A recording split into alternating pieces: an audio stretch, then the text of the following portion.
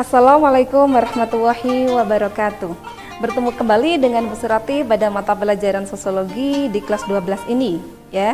Gimana kabarnya anak-anakku semuanya? Semoga semuanya dalam kondisi sehat, dalam lindungan Allah dan selalu dalam ketaatan kepada Allah Subhanahu wa taala. Amin ya rabbal alamin. Sebelumnya marilah kita bersama-sama ucapkan jargon sosiologi ya supaya lebih semangat. Oke, 1 kata untuk sosiologi, yes ya. 3 kata untuk sosiologi, sebaik-baik manusia. 5 kata untuk sosiologi, bermanfaat bagi orang lain. Allahu Akbar. Oke, next. Ya, dalam pertemuan kali ini kita akan membahas terkait dengan dampak dari perubahan sosial.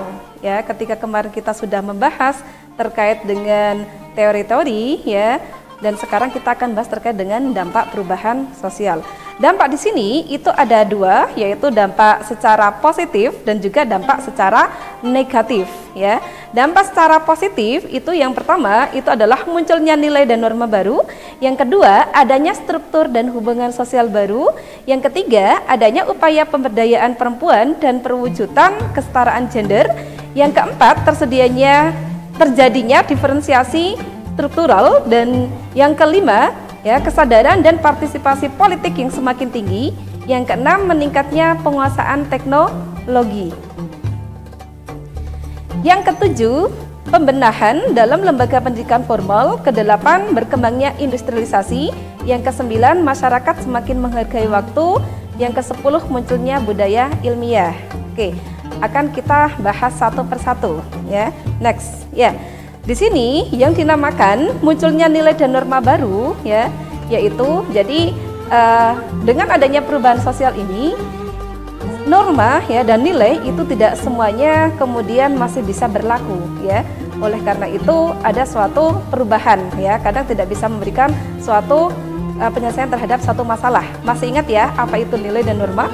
Jadi nilai itu adalah segala sesuatu yang dianggap baik ya dan diciptakan oleh masyarakat. Sedangkan norma itu adalah aturan ya, aturan yang di situ berbentuk lesan ya maupun tertulis ya, dijadikan sebagai pedoman untuk masyarakat dan kemudian itu dilaksanakan. Nah, nilai dan norma itu ibarat sebuah kopi ya. Jadi kalau kita menikmati misalnya kopi Aceh ya, ketika kita misalnya melihat ya kopi Aceh dengan berbagai bentuk yang beraneka ragam, kita pasti akan menilainya, wah bagus, indah, cantik ya, pasti enak lah.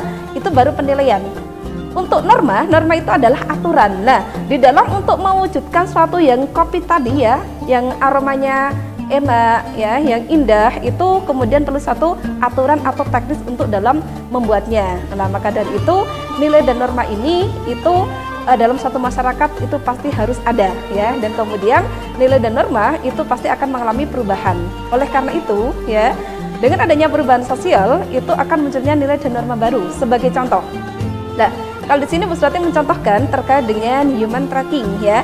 Di sini ya, jadi kita tidak tahu ketika 10 tahun yang lalu terkait dengan perdagangan manusia atau human trafficking ya, itu akan menimbulkan suatu masalah bagi negara-negara yang sedang berkembang. Nah, kemudian ya di sini akhirnya dibuatlah suatu aturan ya atau norma tadi ya dalam Undang-Undang Nomor 21 Tahun 2007 tentang pemberantasan tindak pidana perdagangan manusia atau perdagangan orang ya, dalam kaitannya di sini supaya tidak akan terjadi lagi ya. Begitu juga misalnya kalian selama di Isarul Fikri, misalnya ya, ketika dahulu itu belum ada suatu aturan bahwa anak tidak diperkenankan untuk pinjam motor milik guru atau ustadz-ustadzah ya.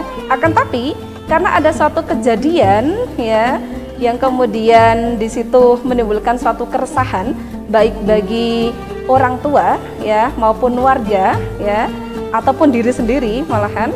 Nah, itu akhirnya sekarang ada satu aturan ya, tidak diperkenankan untuk meminjam sepeda motor milik ustadz-ustadzah maupun warga masyarakat gitu. Kemudian yang kedua, adanya struktur dan hubungan sosial baru. Nah, di sini ya lebih menekankan pada penghormatan terhadap HAM atau hak atas perlindungan hukum, ya, hak atas privasi dan hak atas partisipasi politik. Nah, terkait dengan HAM, ya, hak asasi manusia, itu yang pertama yang mempunyai karakteristik bahwa hak asasi manusia itu bersifat universal. Maksudnya di sini setiap pribadi itu mempunyai hak untuk mendapatkan hak asasi manusia, ya. Kemudian hak asasi manusia juga di sini merupakan hak, sedangkan kewajiban itu adalah penegakannya yang dilakukan oleh warga, ya, negara, ya, ataupun masyarakat, begitu, ya. Kemudian yang ketiga, adanya upaya pemberdayaan perempuan dan perwujudan kesetaraan gender. Nah, saya yakin kalian sudah paham apa perbedaan antara gender dengan jenis kelamin. Nah, ini sudah dibahas dulu dalam mata pelajaran sosiologi di kelas 11 terkait dengan kemajemukan. Ya, jadi yang namanya gender itu adalah suatu bangunan, ya, yang dikonstruksi atau dibangun oleh masyarakat. Sedangkan jenis kelamin itu memang sudah kodrat dari Allah gitu. Nah, kalau gender ini bisa berubah-ubah dan setiap masyarakat berbeda-beda. Sebagai contoh, ya, misalnya perempuan itu dalam masyarakat Jawa itu adalah urusannya adalah di dapur, di sumur dan di kasur. Jadi ngurusi rumah tangga, ya, dan tidak diperkenankan untuk mencari nafkah atau menjadi wanita karir. Nah, itu sebagai contohnya. Akan tapi, ya, pada zaman sekarang adanya emansipasi wanita, ya, dan kemudian sekarang juga muncul banyak pergerakan feminis, ya. Tapi di sini terkait dengan kesetaraan gender itu bukan kemudian feminis yang berlebihan, ya, tapi di sini lebih ke kita berusaha, ya, untuk memberdayakan perempuan, bukan bermaksud tadi, ya, menciptakan perempuan lebih unggul dari laki-laki, tapi lebih ke penguatan kapasitas untuk bisa meningkatkan kemandirian, ya. Jadi supaya kita itu tidak menjadi perempuan tetapi tidak tahu apa-apa, misalnya begitu, ya. Jadi kita supaya lebih berdaya guna, ya. Oleh karena itu kita harus sebagai perempuan, ya, itu bisa menambah hasanah ilmu pengetahuan, ya, dalam rangka untuk nanti bisa mendidik anak-anak kita menjadi lebih baik, begitu. Oke, selanjutnya, ya, yang keempat yaitu terjadinya diferensiasi struktural. Lah, different artinya berbeda, ya. Struktural dulu sudah dijelaskan, ya, di kelas 11 juga, ya. Struktur itu adalah suatu tatanan di dalam masyarakat, di dalamnya ada status dan peran. Apa itu status? Status itu adalah kedudukan seseorang. Nah, di sini, ya, jadi dengan adanya suatu perubahan sosial, maka menimbulkan berkembangnya lembaga-lembaga sosial yang baru, sehingga lebih memungkinkan anggota masyarakat untuk memenuhi kebutuhan yang kian kompleks. Kalau ini menurut Sukanto tahun 2013. Maksudnya, ya, sebagai contohnya adalah zaman sekarang itu terjadi peralihan, ya, atau ada lembaga baru, ya, yaitu TPA, PAUD, ya. Zaman dahulu anak ketika masih kecil, ya, sampai usia mau menganjak TK itu baru disekolahkan. Akan tapi karena tuntutan zaman, tuntutan sang ibu mempunyai profesi misalnya sebagai wanita karir, ya, atau bisnismen ataupun yang lainnya, maka kemudian lebih memilih untuk menitipkan putra-putrinya ke TPA, ya, tempat penitipan anak, ya, kemudian PAUD dan kemudian sampai ke jenjang TK-nya itu. Nah, seperti itu, ya. Maka di sini tadi, ya, terjadi diferensiasi struktural. Kemudian selanjutnya munculnya budaya ilmiah. Nah, jadi, ya, maksudnya yang namanya budaya ilmiah itu maksudnya bahwa setiap penjelasan atas gejala sosial maupun non sosial harus dilakukan dengan mengacu pada deskripsi yang dapat dipertanggungjawabkan, ya, kebenarannya melalui apa? Observasi atau penelitian, ya, atau penelaran yang tepat. Nah, di sini, ya, kalian itu bisa dikatakan bahwa kalian itu sudah melaksanakan budaya ilmiah, ya. Maka di sini akan tampak dalam kehidupan sehari-hari. Misalnya saja, yang pertama itu kalian adalah memberikan penghargaan, kata ide, Ya, memberikan penghargaan sepatutnya kepada orang yang berjasa dalam pengembangan iptek. Yang kedua, berusaha mengenyam pendidikan hingga jenjang yang lebih tinggi. Yang ketiga, dalam berargumentasi itu selalu didasarkan atas fakta-fakta yang terpercaya, jadi tidak kemudian ngawur ya. Kemudian gemar membaca ya, sehingga dalam berpendapat itu atau mengemukakan pemikiran itu selalu merujuk pada hasil penelitian atau literatur yang pernah dibaca ya. Kemudian juga kerap merasa tidak puas dengan pengetahuan yang telah dimiliki ya, sehingga kita memungkinkan untuk senantiasa berusaha melakukan suatu penelitian tentang berbagai hal. Selanjutnya, mendedikasikan pengetahuan yang dimiliki untuk bermanfaat bagi sesamanya ya. Selain itu juga memiliki keberanian untuk mengakui secara jujur jika terdapat kekeliruan dalam pendapatnya ya. Selain itu juga budaya ilmiah itu berpikir rasional dalam menerima dan menanggapi pendapat orang lain serta jujur dalam memberikan penilaian terhadap hasil karya orang lain. Oke. Selanjutnya yaitu adalah kesadaran dan partisipasi politik yang semakin tinggi. Nah, di sini ya, jadi yang dinamakan partisipasi politik itu apa sih? Kalau menurut Michael Ras ya, partisipasi politik itu adalah kegiatan warga negara biasa dalam mempengaruhi proses pembuatan, pelaksanaan kebijakan umum dan ikut serta dalam menentukan pemimpin pemerintahan. Nah, sekarang itu kita bisa melihat ya bahwa di Indonesia alhamdulillah terkait dengan partisipasi politiknya itu semakin tinggi. Ini bisa dilihat dari banyaknya warga yang menggunakan hak pilih saat pemilu. Meskipun kadang banyak warga yang kemudian menggunakan hak pilihnya itu adalah untuk politik praktis. Siapa yang kemudian menguntungkan ya pada saat itu, maka dia yang akan dipilih, tapi tidak kemudian berdasarkan hati nurani atau kemudian pemikiran jangka panjang seperti itu. Oke, next ya, yaitu meningkatnya penguasaan teknologi. Nah, di sini ya, jadi kita bisa mengetahui ya bahwa saat ini sungguh luar biasa karena perubahan sosial ya.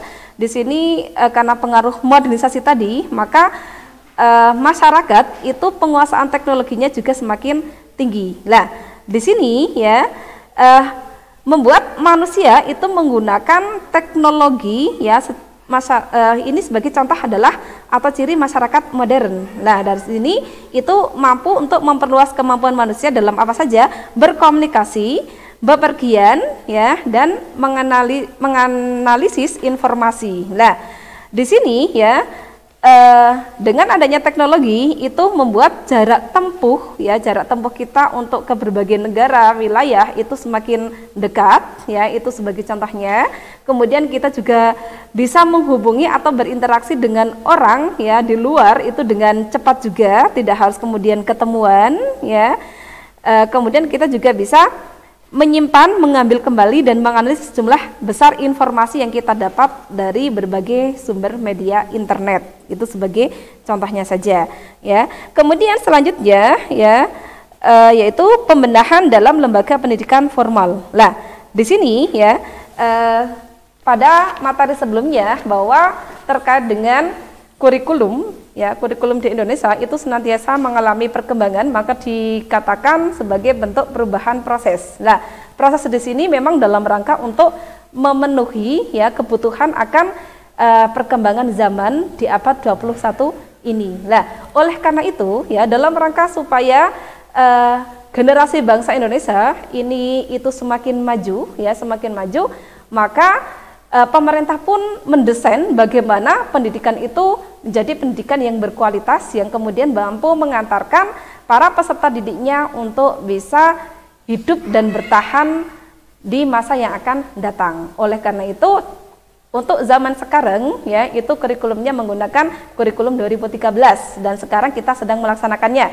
Saya yakin kalian sudah paham ya. Jadi dari kurikulum 2013 ini ada suatu kompetensi yang harus dikuasai oleh peserta didik.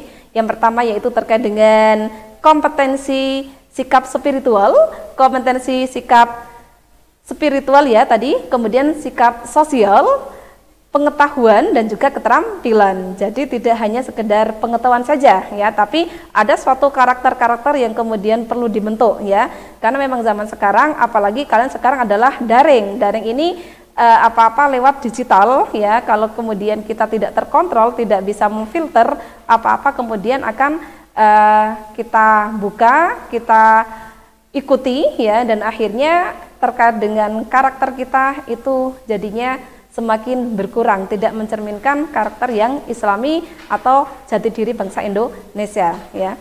Oke, lah apa sih ya dalam kurikulum 2013 itu sebenarnya dalam rangka untuk menyempurnakan pola pikir ya, pola pikir bangsa Indonesia. Yang pertama ya, yaitu yang sebagai cirinya, yaitu pola pembelajarannya itu berpusat, yang tadinya berpusat pada guru, sekarang adalah berpusatnya pada peserta didik. Jadi kalian jangan heran ketika kemudian sekarang kalian diminta sering mengerjakan tugas ya, mengerjakan suatu proyek dan sebagainya ya, guru memfasilitasi dan memantau ya. Begitu. Kemudian yang kedua, pola pembelajaran itu yang tadinya itu satu arah, hanya interaksi guru ya ke peserta didik, tapi sekarang menjadi pembelajaran interaktif. Jadi diharapkan ya ada suatu interaksi antara guru, peserta didik, masyarakat, lingkungan alam dan sumber media lainnya. Jadi kalian juga diharapkan aktif begitu ya. Oke, selanjutnya yang ketiga ya, untuk kurikulum 2013 itu adalah pola pembelajaran itu terisolasi menjadi pembelajaran secara jejaring. Nah, gitu ya. Jadi kalian bisa mendapatkan ilmu atau mempelajari ilmu itu kapan saja, bisa membuka-buka ulang, mempelajari ulang ya. Kemudian yang keempat itu memang pola pembelajarannya itu yang tadinya pasif menjadi pembelajaran yang aktif ya. Begitu. Kemudian yang kelima, pola belajarnya bersifat kelompok ya, bukan kemudian sendiri ya, kemudian menggunakan multimedia ya, teknologi ya, kemudian ilmu pengetahuannya itu bersifat multidisiplin ya, jadi tidak kemudian hanya sekedar sosiologi aja, tapi kemudian mengintegrasikan ya, atau berkolaborasi dengan mata pelajaran yang lainnya juga ya. Kemudian juga harus ada suatu pembelajaran yang kritis. Oke, kemudian yang selanjutnya yaitu dampak positif lainnya adalah berkembangnya industrialisasi. Nah, arus globalisasi ini telah menggeser pola hidup masyarakat dari agraris dan perniagaan tradisional menjadi masyarakat industri yang mengandalkan proses industrialisasi dalam berbagai bidang. Nah, di sini ya, saya yakin kalian sudah sangat paham terkait dengan industrialisasi ya, karena di sini ya kita memang sekarang pada era industrialisasi. Kemudian yang selanjutnya itu dampak positifnya yaitu adalah masyarakat semakin menghargai waktu. Ya, ada suatu pepatah yang mengatakan atau kita sering mendengarnya, waktu adalah uang. Nah, di sini ini mengharuskan bahwa setiap manusia itu harus senantiasa meningkatkan produktivitas melalui efisiensi pemanfaatkan waktu dengan sebaik-baiknya. Jangan kemudian waktu itu dibuang sia-sia, karena untuk kalau kita membuang sia-sia pasti akan kemudian menimbulkan yang namanya kerugian ya. Jadi kita diusahakan menjadi orang yang kemudian hari ini lebih baik dari yang kemarin, sehingga menjadi orang yang beruntung, bukan kemudian yang menjadi orang yang sama atau bahkan orang yang semakin buruk atau menjadi merugi. Maka di saat ini maka mohonlah ya kalian di masa pandemi Covid ini bisa memanfaatkan waktu dengan sebaik-baiknya ketika di rumah ya, untuk birrul walidain, untuk mencari ilmu ya, untuk banyak beribadah ya, seperti itu. Oke, itu terkait dengan dampak positif dari perubahan sosial ya. Oke, untuk selanjutnya ya, next. Selanjutnya yaitu adalah dampak negatif ya. Jadi dampak negatif dari perubahan sosial ya, di sini ada banyak ya. Jadi yang namanya perubahan sosial memang masyarakat itu berharap semuanya bisa mengarah kepada kebaikan atau kemajuan ya, seperti yang tadi ya, dampak positifnya. Akan tetapi dalam satu masyarakat itu pasti juga ada suatu dampak negatifnya ya, karena kadang yang namanya harapan ya, harapan atau dassolen, idealita itu tidak jalan dengan kenyataan atau dasen atau realita. Lah ini yang akan kemudian menimbulkan satu masalah. Lah kemudian ya, suatu masyarakat yang kemudian di sini ini sudah tidak sesuai dengan nilai dan norma, maka akan menimbulkan suatu kondisi chaos dan akhirnya terjadi anomi, tidak beraturan. Nah, di sini kita akan membahas terkait dengan dampak negatif dari perubahan sosial. Yang pertama yaitu menimbulkan disorganisasi dalam masyarakat. Apa sih yang namanya disorganisasi ya? Jadi disorganisasi ini lebih merujuk pada proses melemahnya nilai dan norma dalam suatu masyarakat akibat terjadinya perubahan. Kalau ini menurut Setiadi tahun 2011. Nah, jadi terkait dengan nilai dan norma yang seharusnya itu dijadikan pedoman dalam kehidupan masyarakat, tapi oleh masyarakat ternyata diabaikan. Nah, di sini ya, ini memperlihatkan bahwa masyarakat ya itu telah mengalami kemunduran. Nah, jadi contohnya adalah zaman sekarang ya, karena pengaruh globalisasi ya, maka karakter atau istilahnya akhlak ya masyarakat Indonesia ini juga sudah mengalami perubahan ya. Naudzubillah, jangan sampai terjadi pada diri kita ya. Jadi jati diri bangsa Indonesia juga semakin menurun. Sebagai contohnya apa ya? Misalnya Indonesia itu terkenal dengan penuh dengan keramah tamahan ya, bergotong royong, punya etos kerja tinggi ya, kerja keras, tekun ya. Akan tapi ternyata karena ada pengaruh-pengaruh budaya lain ya, difusi kebudayaan, maka menimbulkan yang namanya tadi ya, istilahnya jati dirinya semakin menghilang. Kemudian selanjutnya adalah perubahan tingkah laku. Nah, jadi dengan perkembangan internet ya, dengan berbagai situs jaring sosial dan permainan ya, game-games yang ada dalam internet itu membuat masing-masing pribadi manusia atau individu itu semakin malas ya untuk bertatap muka ya. Hal ini akan ternyata berpengaruh sekali terhadap keacuhan kita terhadap orang lain atau ketidakpedulian atau istilahnya lebih ke perilaku antisosial. Nah, contohnya apa sih ya atau karakteristik dari sikap antisosial itu?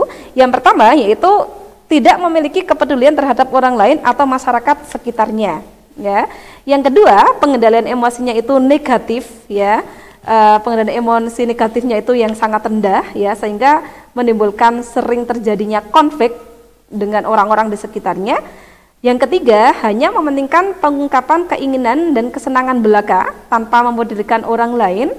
Tidak mengindahkan nilai dan norma yang berlaku dalam masyarakat ya, karena menganggapnya adalah sebagai bentuk kekanganan yang membatasi kebebasan. Kemudian berupaya membentuk dunia atau komunitas tersendiri yang terbebas dari nilai maupun norma sosial yang ideal. Dan yang terakhir yaitu memiliki kecenderungan untuk melakukan penyimpangan. Nah, ini adalah contoh-contoh suatu perilaku antisosial tadi ya. Maka dari itu ya, kita harus senantiasa mencari bi'ah lingkungan yang baik ya. Kemudian yang selanjutnya dampak negatifnya adalah degradasi moral. Apa itu degradasi moral? Degradasi moral itu lebih ke kemerosotan moral. Nah, jadi karena adanya suatu penetrasi budaya asing atau masuknya budaya asing ya melalui film, tayangan televisi maupun media internet lainnya, ini ternyata membawa pengaruh ya yang mungkin oleh negara lain itu diterima, akan tapi oleh bangsa kita sebenarnya tidak diterima atau dipandang sebagai perbuatan yang tercela ya. Jadi sebagai contoh degradasi moral ini adalah pergaulan bebas. Nah, naudzubillah ya, jangan sampai kita kemudian ikut dalam pergaulan bebas ya. Selanjutnya yaitu adalah gejala budaya konsumtif. Lah di sini ya. Jadi perubahan sosial itu telah mengakibatkan perluasan dan integrasi pasar antar negara maju, berkembang ataupun antara keduanya. Lah di sini ya menimbulkan bahwa pusat kebudayaan dunia itu berada di negara-negara industri yang memproduksi baik barang, jasa maupun simbol-simbol gaya hidup yang modern. Nah, kemudian di sini akan dikonsumsi secara global oleh seluruh masyarakat dunia dalam kemasan kepantasan budaya. Nah, hal ini ya kemudian menimbulkan ya masyarakat untuk berbudaya konsumtif. Apa sih yang dinamakan kebudayaan konsumtif? Lah, kebudayaan konsumtif ini ya, jadi ini lebih mengacu pada kita ya di dalam membeli suatu barang itu hanya dalam rangka untuk menuntut atau mengikuti nafsu belaka dalam rangka untuk gengsi semata. Nah, ini dinamakan juga simbol status atau konsumsi simbolik, karena orang itu berpikir bahwa bahwa kita akan dikatakan berhasil, kita dikatakan modern ketika kita mengikuti gaya-gaya modern. Nah, ini sebenarnya adalah gejala budaya konsumtif, karena bukan kemudian karena kebutuhan, tapi karena keinginan semata. Ya. Oke, selanjutnya untuk dampak negatifnya adalah anggota masyarakat semakin individualistis. Nah, di sini ya sudah sangat jelas ya, dengan meningkatnya kesibukan kita di era industrialisasi ini, adanya tuntutan untuk senantiasa meningkatkan kinerja menyebabkan sebagian anggota masyarakat lebih mengutamakan kepentingan maupun pencapaian prestasi pribadi. Nah, hal ini ya, jadi hubungan antar manusia, interaksi antar manusia itu lebih cenderung bersifat sekunder, hanya karena untuk kepentingan saja. Sedangkan terkait dengan perilaku-perilaku ya, atau rasa kepedulian, kasih sayang, ketulusan ataupun persahabatan itu diabaikan ya. Nah, inilah yang kemudian memperlihatkan bahwa manusia zaman sekarang telah berubah dan semakin individualistis ya. Selanjutnya adalah yaitu maraknya pengangguran. Nah, di era industrialisasi ini memang harusnya ya, dampak positif itu adalah membuka peluang dan kesempatan kerja yang seluas-luasnya. Akan tetapi ternyata ya tidak sesuai dengan harapan. Nah, kenapa seperti itu? Karena ya sebagian anggota masyarakat ini tidak memiliki keterampilan dan pengetahuan yang memadai dan kurang tanggap dalam menyesuaikan diri dengan pola kerja industri ya, yang harus penuh etos kerja tinggi, disiplin ya, dan semangat ya. Nah, di sini ternyata akan menimbulkan pengangguran ya, sehingga akan menimbulkan atau memunculkan suatu masalah sosial yang baru dan akhirnya bisa menimbulkan yang namanya tindakan-tindakan kriminalitas. Oke. Selanjutnya ya, yang ketujuh terkait dengan dampak negatifnya yaitu kesenjangan sosial. Kalian bisa memahami ya antara kesenjangan sama ketimpangan ya.